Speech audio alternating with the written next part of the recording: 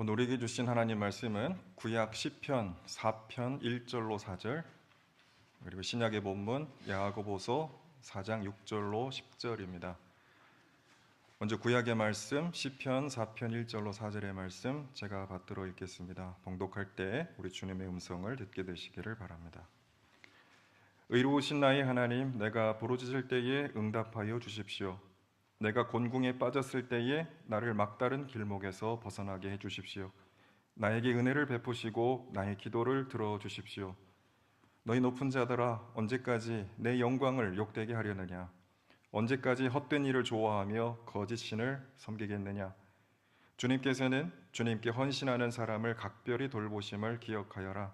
주님께서는 내가 부르짖을 때에 들어주신다. 너희는 분노하여도 죄짓지 말아라. 잠자리에 누워 마음 깊이 반성하면서 눈물을 흘려라. 아멘. 신약 야고보서 4장 6절로 10절의 말씀입니다.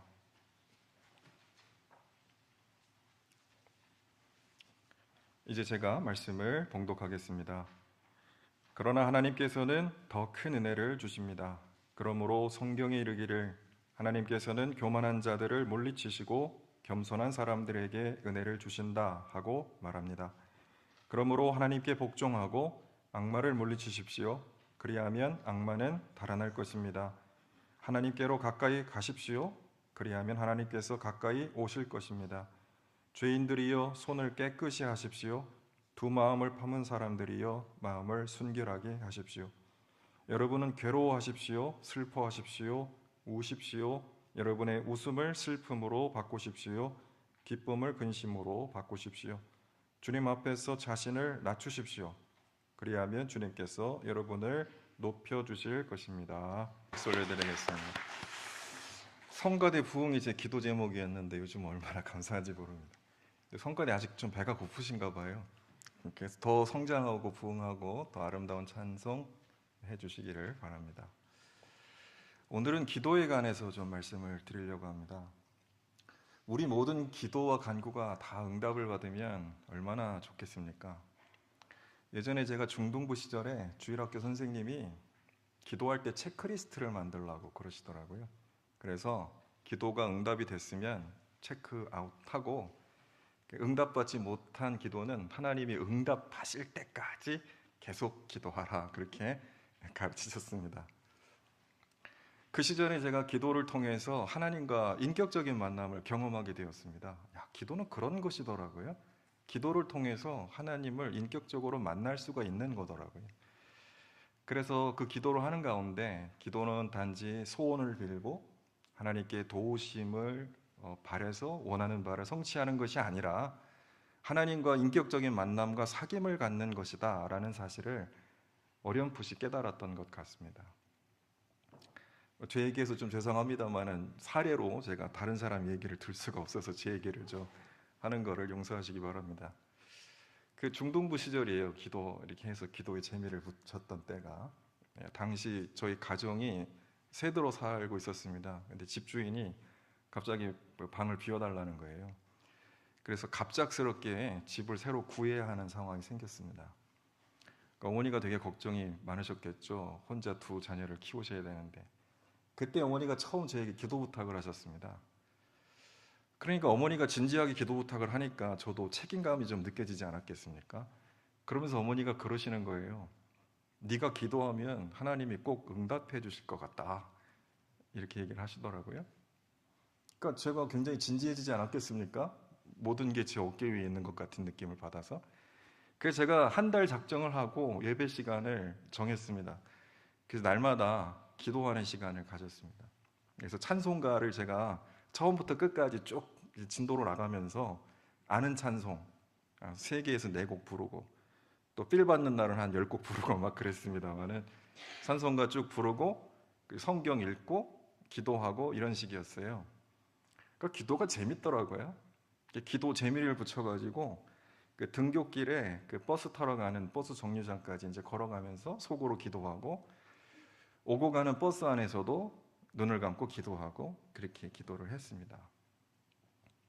근데 정말 감사하게도 작정했던 기도 시간이 끝나기도 전에 저희 집이 조금 더 좋은 집으로 옮길 수가 있게 됐어요. 저는 어린 마음에 하나님이 계시나 보다. 하나님이 정말 살아계신다. 이런 사실을 깊이 깨닫게 됐습니다. 뭔가 저와 하나님이 인격적으로 만나는 계기가 그때였던 것 같아요. 아마 그래서 제가 목사가 되었나 봐요. 결과적으로 어머니의 기도 부탁이 저를 신학의 길로 인도한 것 같습니다. 혹시 부모님들 자녀들한테 기도 부탁 종종 하세요. 그러면 자녀들이 목사가 될 수도 있습니다. 자녀들에게 하나님의 은혜가 임할 수 있을 거라 생각합니다. 이 어린 시절 어려운 가정의 그런 상황 속에서 간절히 하나님께 기도하면서 문제를 잘 해결해 주시도록 하나님의 도우심을 간구했던 그런 간증입니다. 어쩌면 그때 저에게 기도라고 하는 것은 간절한 소원, 주로 어려운 문제들이겠죠. 해결할 수 없는 상황들이겠죠. 이런 것들을 하나님께 아뢰서 나는 할 수 없는데 하나님이 권능의 손으로 이 문제를 해결해 주시는 그런 과정이라고 저는 기도를 그렇게 생각했던 것 같습니다. 그러나 기도하는 가운데 나와 동행하시는 하나님을 느끼면서 하나님이 내 안에 계시는구나, 하나님이 나와 함께 하시는구나, 이런 사실을 새롭게 발견하게 되었고 하나님과 교제하는 기쁨을 누리게 되었고 하나님이 나와 함께 하신다라는 믿음을 갖게 된 겁니다. 생각해 보면 기도를 통해서 얻은 것은 소원 성취나 문제 해결이 전부가 아니었다라는 거예요. 물론 기도를 하면 기도를 통해 우리가 바라는 바가 이루어지기도 하고 문제가 해결되기도 합니다만 그것이 기도의 전부가 아니다라는 사실인 거죠. 기도를 통해서 주님을 만났다라는 사실, 기도를 통해 주님이 살아계신다라는 믿음을 가졌다라는 사실, 이것이 더 큰 것이다라는 거예요. 하나님을 내 삶의 기업과 내 삶의 유산으로 받아서 주님 안에서 은혜를 누리며 살아가는 놀라운 축복을 받았다. 이것이 더 큰 것이 아니겠냐라는 말씀이에요. 하나님은 기도 시간에 우리의 눈을 열어서 주님을 바라보게 하십니다. 우리는 항상 눈 뜨고 살지만 우리가 보는 것은 우리의 관심, 걱정에 꽂혀 있어요. 그런데 기도를 하면 우리의 이 편향된 눈을 하나님이 열어주세요. 그래서 하나님을 바라보게 하십니다. 그리고 우리와 함께 계시는 하나님께 더욱 가까이 나아가도록 우리를 인도해 주십니다. 우리에게 주님의 마음을 부어주십니다. 우리에게 주님의 사랑과 은혜를 깨닫게 해주십니다. 그리고 우리를 향한 하나님의 뜻을 분별하게 해주십니다. 그리고 그 뜻을 사모하면서 주님과 동행하게 해주신다는 사실입니다. 그러므로 기도는 소원을 비는 행위 자체가 아니고 주님과 만나고 주님과 교제하고 주님을 믿고 주님을 따르는 동행의 과정이다라고 생각합니다. 오늘 설교 제목이 응답받는 기도입니다. 그러면 기도에 응답을 받는다라는 건 뭘까요? 어떤 기도가 응답받는 기도일까요? 이런 말씀을 오늘 함께 나누고자 합니다. 시편 4편 1절은 다윗의 기도 이렇게 되어 있습니다. 표제어가. 다윗은 이렇게 부르짖습니다. 1절에서 내가 부르짖을 때에 응답하여 주십시오. 내가 곤궁에 빠졌을 때에 나를 막다른 길목에서 벗어나게 해 주십시오. 나에게 은혜를 베푸시고 나의 기도를 들어주십시오. 이런 상황이 얼마나 많겠습니까? 그러니까 우리가 기도하죠. 해결할 수 없는 문제 속에서 하나님의 도우심을 간절히 필요하기 때문에 우리가 기도하지 않겠습니까? 그래서 다윗도 하나님께 부르짖을 때 하나님 응답해달라고, 곤궁에 빠졌을 때 벗어나게 해달라고, 은혜를 베풀어 달라고 호소합니다. 아마 우리들의 기도는 대부분 그런 것들일 겁니다. 3절에서 다윗은 하나님이 응답하시는 기도가 뭔지에 대해서 이렇게 말합니다. 주님께서는 주님께 헌신하는 사람을 각별히 돌보심을 기억하여라. 주님께서는 내가 부르짖을 때에 들어주신다. 즉 하나님은 주님께 헌신하는 사람을 각별히 돌봐주시면서 그런 사람의 기도를 들어주신다라는 그런 고백이에요.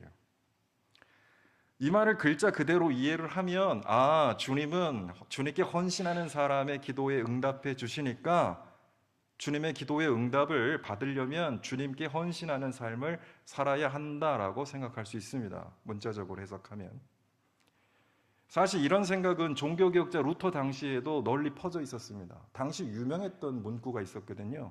하나님은 자기 안에 있는 선한 일을 행하는 사람에게 은총을 거절하지 않으신다. 당시 유명했던 문구예요. 하나님은 자기 안에 있는 선한 일을 행하는 사람에게 은총을 거절하지 않으신다. 하늘은 스스로 돕는 자를 돕는다, 그런 얘기예요. 그런 신학적 보존인 거죠. 하나님의 은총을 받으려면 하나님이 기뻐하실 만한 선한 일을 먼저 행해야 하고, 그 다음에 하나님께서 은총을 주시고, 그렇지 못하면 하나님의 은총을 받을 수 없다라는 생각이죠. 이 말이 루터를 괴롭혔어요. 루터 자신은요, 자타가 공인하는 훌륭한 수도사였음에도 불구하고 자신이 모든 노력을 다 기울여도 하나님을 절대로 기쁘시게 할 수 없다라고 판단했습니다. 수많은 기도를 하고 수많은 고해성사를 해도 죄로 가득한 자신이 하나님께 은총을 받을 만한 자격이 없다고 늘 좌절했어요.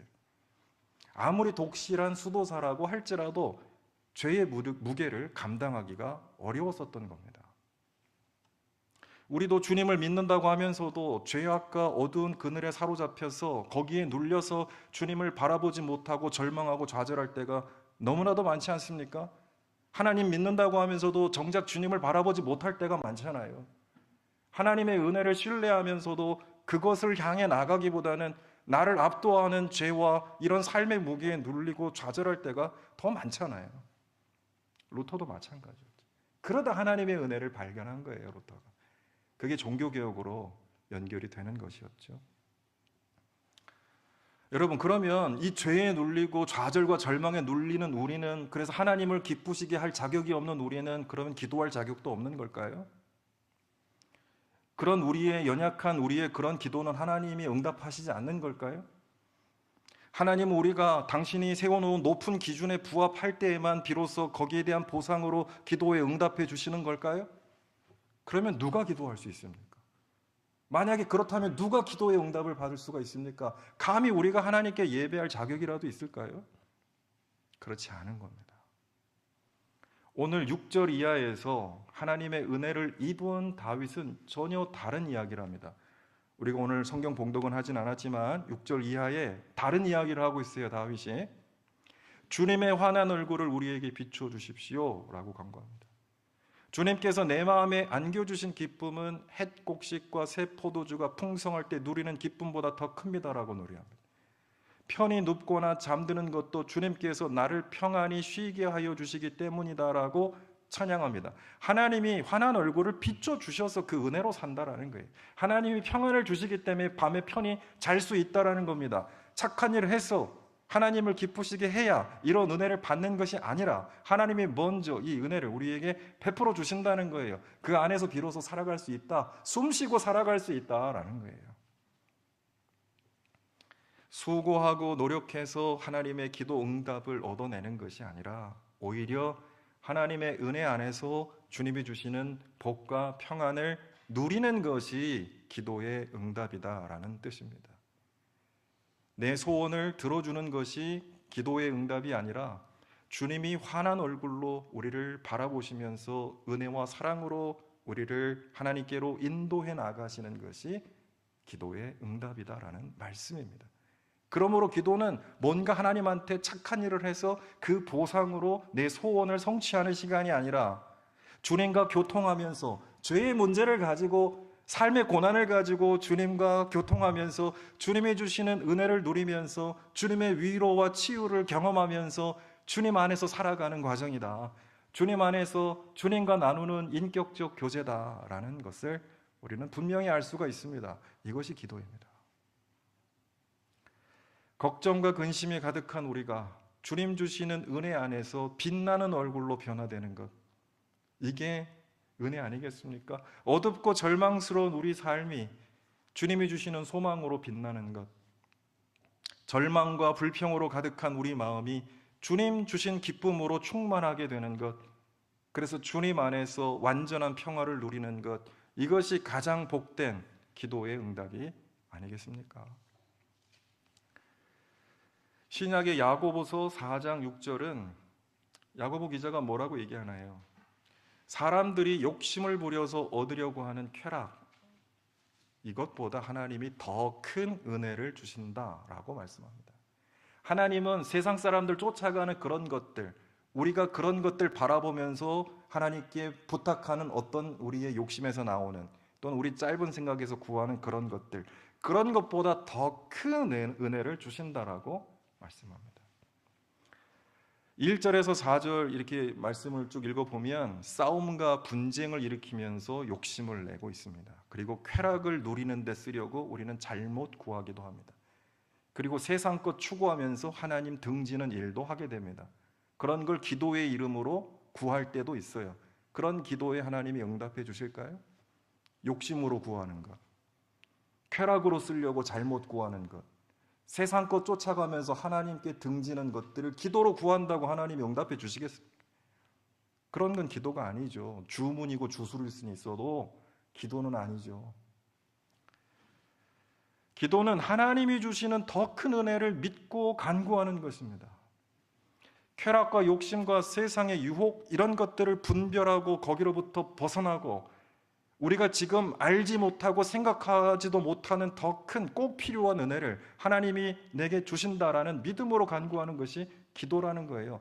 내 생각을 넘어서 내 소원을 넘어서 우리에게 꼭 필요한 더 큰 은혜를 믿고 간구하는 것이 기도다라는 거예요. 그러므로 온전한 기도를 통해서 하나님의 응답을 받는 사람들의 기도, 그런 사람들, 기도에 응답받는 사람들요, 하나님으로부터 더 큰 은혜를 받는 사람들, 누구라고 말씀하고 있습니까? 야고보서에서는 7절에서 하나님께 복종하고 악마를 물리치는 사람. 그래서 악마는 뭘까요? 물론 사단이 우리를 하나님으로부터 멀어지게 하려고 우리를 넘어지고 유혹시킵니다. 그런데 그 악마라는 것들이 어떻게 나타납니까? 세상의 그런 화려한 것들로 나타나기도 하고요, 우리의 욕심과 또 때로는 분쟁과 또 쾌락 이런 것들로 나타나지도 않습니까? 그러니까 그런 것들을 물리치는 거예요. 하나님께 복종하면서. 그런 사람이 진정한 기도를 드릴 수 있고 그런 사람의 기도가 응답받는다라는 겁니다. 8절에서는 어떻게 말합니까? 하나님께 가까이 나감으로써 하나님이 가까이 하는 사람. 이게 기도예요. 하나님께 가까이 나감으로써 하나님이 가까이 하는. 근데 사실은요, 표현은 이렇게 되어 있지만 진실은 뭐냐면 하나님이 가까이 하시는 것을 발견해서 하나님 안에 거하는 거예요. 이게 기도입니다. 그래서 두 마음을 버리고 자기 마음을 순결하게 하는 사람. 10절에서는 뭐라고 얘기하나요? 기도 응답받는 사람들. 어떤 사람이라 그래요? 주님 앞에서 자신을 낮추고 주님을 높이는 사람들. 바로 그런 사람이 주님이 주시는 더 큰 은혜를 받는 사람들이다. 놀라운 기도에 응답을 받는 사람들이다. 그래서 저는 이렇게 정의하고 싶습니다. 기도 응답은 to have의 문제가 아니라 to be의 문제다. 죄송합니다. 그러니까 무엇을 얻어서 소유하는 문제가 아니라는 거예요. 기도 응답은. 그러면 뭐냐? 기도는 하나님 주시는 더 큰 복을 누리는 존재로 변화되는 문제다라고 말씀드릴 수가 있습니다. 기도 응답은 뭘 얻는 것이 아니에요. 하나님이 주시는 복을 누리는 사람으로 변화되는 거예요. 그러니까 to have, 즉 소유의 문제가 아니라 존재 변화의 문제라는 거죠. 기도는 할 때 우리가 뭔가 하나님께서 뭘 우리에게 공급해 주시는 그런 문제가 아니고요, 거하님이 우리에게 모든 걸 이미 다 주셨거든요. 더 좋은 것들을 주시거든요.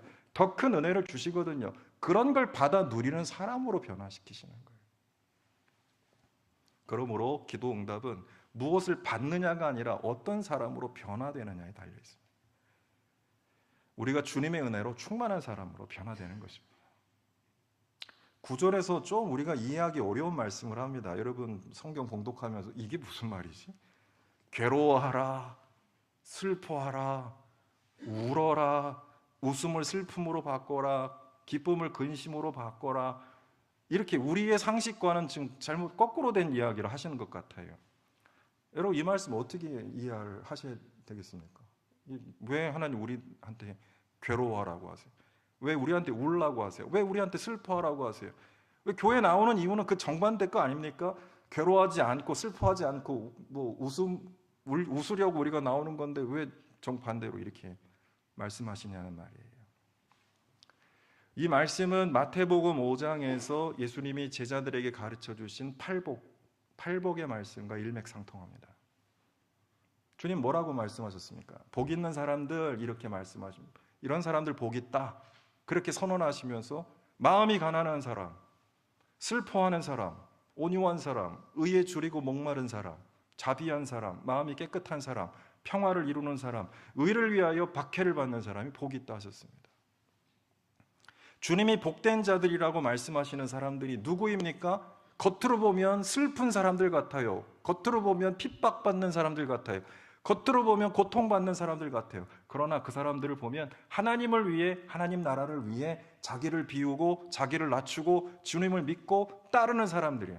그럼 그런 사람들 길 끝에는, 그리고 그런 사람들 길의 과정 속에는 하나님 나라가, 주님이 계신다라는 거예요. 그러니까 그 사람들이 복된 사람들 아니겠느냐 라는 말씀이죠.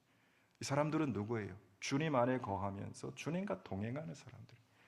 그들에게 하나님께서 하나님 나라를 기업과 유산으로 주시겠다라는 것. 다른 말로 얘기하면 네 인생 내가 책임질게. 네 가는 길 내가 책임질게. 믿고 따라와라. 나 믿고 따라와라. 내가 전적으로 책임져 줄게. 내가 너의 기업과 유산이 되어 줄게. 이런 약속하고 있는 겁니다. 하나님이 전부 다 주시겠다는 거예요. 이거보다 더 큰 복이 어디 있습니까? 하나님은 우리가 구하는 세상 것들을 주심으로써 일시적으로 단편적으로 그런 복을 우리에게 주시고 나 다 했다라고 하시는 분이 아니라 하나님 자신을 우리에게 완전히 주심으로써 영원하고 온전한 복과 은혜를 우리로 하여금 누리게 하시겠다고 약속하고 있습니다. 차원이 다르죠. 하나님이 주시는 복의 차원이 다르죠. 최고의 기도의 응답은 무엇입니까? 하나님이 우리에게 가까이 임하시는 것. 그래서 우리가 하나님 안에서 살아가는 은혜, 이것이 최고의 기도의 응답이에요. 주님이 우리 안에 계시고 우리가 주님 안에 있어서 우리가 주님과 하나가 되는 것. 이게 예수님이 요한복음 17장에서 하신 기도잖아요. 그게 최고의 기도라고 저는 생각을 하고, 하나님과 우리가 하나 되는 이 은혜야말로 최고의 기도의 응답이라고 생각합니다. 하나님과 동행하면 문제가 없어져요. 하나님과 동행하면 그 자체가 복입니다. 하나님은 우리가 주님 안에서 하나님 나라를 누리게 하십니다. 그러니까 하나님 나라는 죽어서 천국 가서 누려야 될 문제가 아니고 이 땅에서 주님 안에서 누리고 살아가야 될 삶의 현실인 거죠. 그 안에 모든 복, 모든 지혜, 모든 정의, 모든 평화, 모든 행복, 사랑, 거기에 다 있습니다. 오늘 우리가 부른 찬양, 앞으로 종종 이 복음성가 좀 찬송을 좀 했으면 좋겠는데요. 응답하신 기도 감사, 거절하신 것 감사, 이런 가사가 있어요. 우리가 하나님이 거절하십니까? 거절은 거절이 아니거든요. 내 기준으로 거절일 수는 있지만 내가 알지 못하는 더 높은 하나님의 은혜, 더 큰 은혜가 있는 거예요. 내가 아직은 알지 못하지만 더 큰 은혜를 주시는 그런 은혜의 과정임을 알고 내가 감사한다라는 고백이에요. 얼마나 멋있는 표현입니까? 응답하신 기도도 감사하지만 거절하신 것도 감사해요. 왜? 내 안에 하나님이 계시니까, 하나님 안에 내가 있으니까 모든 것이 하나님 안에서 은혜가 될 줄로 믿는다라는 고백이에요. 그래서 내가 주님으로 인해 기뻐하고 감사하면서 어떤 상황에서도 요동하지 않고 주님을 온전히 믿고 따르겠다라는 기도입니다. 이 가을에 여러분 이런 기도가 풍성해지시길 주의 이름으로 축원합니다. 제가 이제 마지막 간증을 하고 말씀을 마치겠습니다. 제가 3년째 목회를 하면서 돌아보니까요, 대학교의 담임 목사로서 교회를 위해서 간구한 모든 기도가 다 응답을 받았다고 감히 고백합니다. 그러면 목사님 무슨 기도에 응답을 받으셨습니까? 여러분 다 아실 겁니다. 제가 뭐 여기 일일이 읊지 않아도요. 제가 무슨 기도했는지 여러분 다 아시고요. 어떻게 하나님이 응답하셨는지 여러분 아실 겁니다. 저는 하나님께 다 응답 받았다고 생각합니다. 저는 이 목회가 내가 계획 세우고 내 뜻대로 교회를 움직여가는 것이 아니라고 생각합니다. 교회와 함께 기도하면서 우리를 향한 하나님의 뜻을 함께 분별하고 그에 따르는 것이 목회라고 생각합니다. 그래서 교회를 하나님이 원하시는 뜻대로 인도하는 것이 저는 담임 목사 역할이라고 생각합니다. 그래서 목회자뿐만 아니라 교회를 섬기는 모든 직분자도 주님의 일을 할 때에 가장 중요한 것이 기도라고 생각합니다. 주님의 뜻이 뭔지, 내가 무엇을 어떻게 해야 하는지 깨닫기 위해서 기도해야 합니다. 그렇게 하지 않고 일하면 꼭 사고가 나요. 내 뜻대로 일하면 문제가 생겨요. 교회 일은 그렇게 하는 게 아닙니다. 하나님께 기도하고 주님의 뜻이 뭔지를 분별하고 어떻게 해야 하는지 여쭙고 주님의 뜻대로 행동해야 합니다. 그러면 은혜가 나와요. 부흥과 역사가 일어납니다. 제가 담임 목사로서 교회를 위해 기도하면서 다시금 깨달은 것이 있어요. 원래 어렴풋이 알았지만 더 확실하게 아는 것.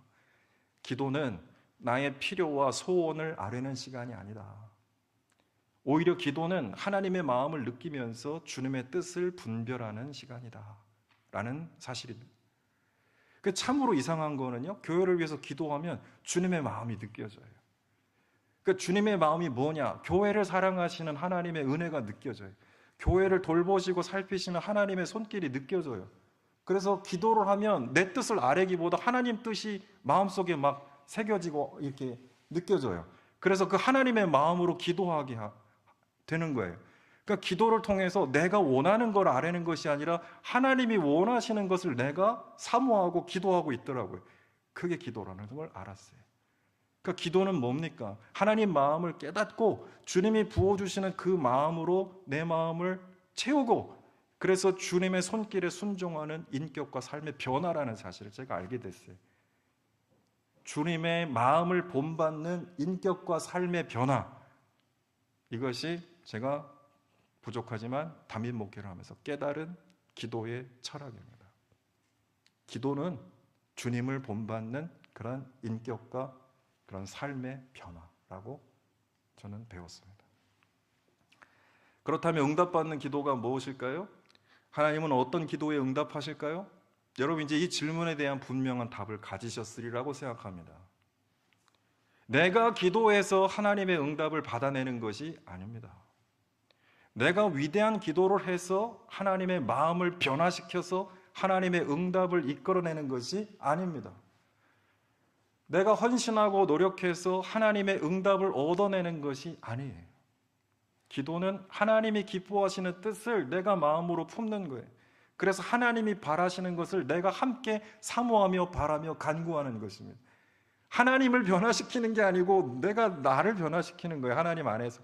하나님이 나를 변화시키는 과정 안에 하나님이 기뻐하시는 뜻을 내가 사모하며 품는 것이 기도라는 것을 알았어요. 하나님은 기도하는 사람에게 하나님의 뜻을 부어주십니다. 어떤 사람이 하나님의 뜻을 알게 될까요? 어떤 사람이 하나님의 마음을 알게 될까요? 기도하는 사람입니다. 기도하는 사람이 하나님 마음 잘 알게 되고, 기도하는 사람이 하나님의 뜻 분별하게 되죠. 그래서 하나님은 기도하는 사람들 통해 일하신다는 거예요. 하나님의 뜻을, 하나님의 마음을 누구보다 정확히 알고 있기 때문에 그런 사람 통해서 하나님 일하신단 말입니다. 그래서 기도는 하나님을 내 편으로 끌어당기는 것이 아니라 하나님과 깊은 교제를 통해서 하나님 뜻을 분별하고 그 뜻을 사모하면서 하나님이 이루실 역사에 동행하고 동참하는 거예요. 하나님이 기뻐하시는 일을 소망하고 간구하는 기도, 그 기도는 반드시 응답을 받습니다. 왜? 하나님이 원하시는 뜻이니까요. 그런 기도가 응답되지 않을 수가 있겠습니까? 그런 기도는 반드시 응답되지요. 하나님이 원하시는 뜻을 우리에게 부어주면서 우리 마음을 그렇게 변화시키시는 거예요. 그런 기도는 반드시 응답됩니다, 여러분. 사랑하는 교회 여러분, 우리가 기도를 통해서 주님과 더 연합하기를 원합니다. 주님의 마음을 품기를 원합니다. 그리고 주님 안에서 살아가는 그런 믿음과 소망의 사람으로 변화되기를 원합니다.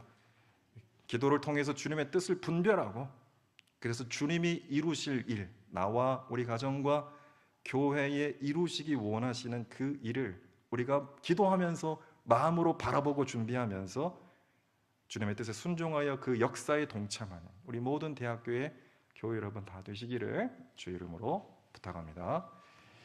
기도하겠습니다. 하나님 감사합니다. 하나님의 그 마음을 헤아리고 주님의 뜻을 분별하여 사모하고 주님이 이루시고자 하는 뜻을 마음으로 품는 것이 기도라는 사실을 알게 해주시니 감사합니다.